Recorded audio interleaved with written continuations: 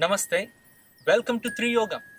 Today we're going to learn about Gomukhasana, cow pose, in detail with the following key points. Meaning of the asana, steps with breathing, adjustment, benefits, contraindications, and variations. Are you ready? Grab the mat and let's get started.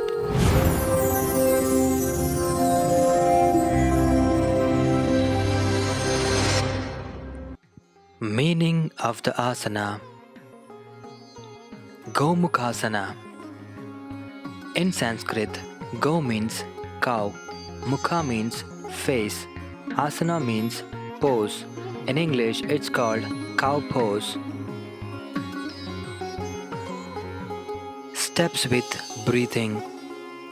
Sit in Dandasana with the legs extended straight in front. Place the palms on the floor by the sides of your hips. Bend your both knees at the chest level. Take your left feet under the right knee and the right knee over the left knee, being both the heels of the feet supinated.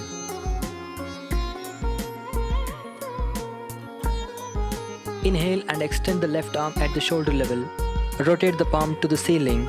Slowly raise your hands over the head. As you exhale, by flexing your elbows, bring your palm between your shoulder blades. Inhale and extend the right arm, your palm facing down. By internally rotating your arms, flexing the elbows, and sweep your arm behind the torso. Now slowly try to hook your fingers behind your back. Maintain the final pose from 30 seconds to 1 minute without any strain.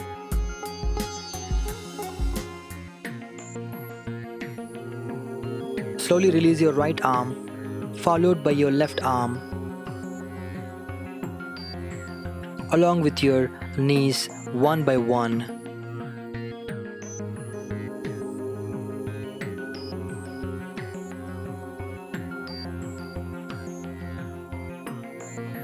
And slowly relax in Shitila Dandasana.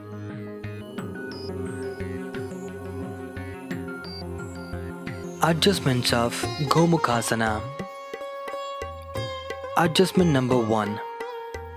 Make sure heels of the feet are supinated. Adjustment number 2. Keep the knees one on one in a line.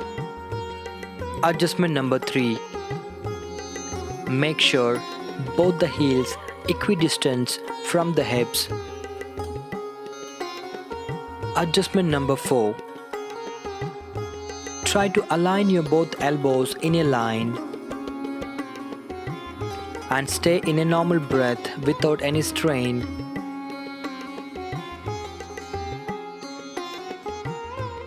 Variations of Gomukhasana.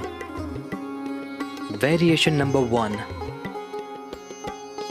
In the final posture, try to tuck your both the heels under your buttocks. Hook your both the hands behind your back. Try to align your both elbows in a line and maintain the final pose from 30 seconds to 1 minute without any strain.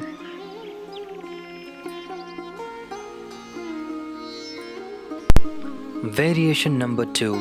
In the final position, after hooking your both the hands behind your back, slowly lean forward and try to touch your chin to the knees and maintain the final pose from 30 seconds to 1 minute without any strain.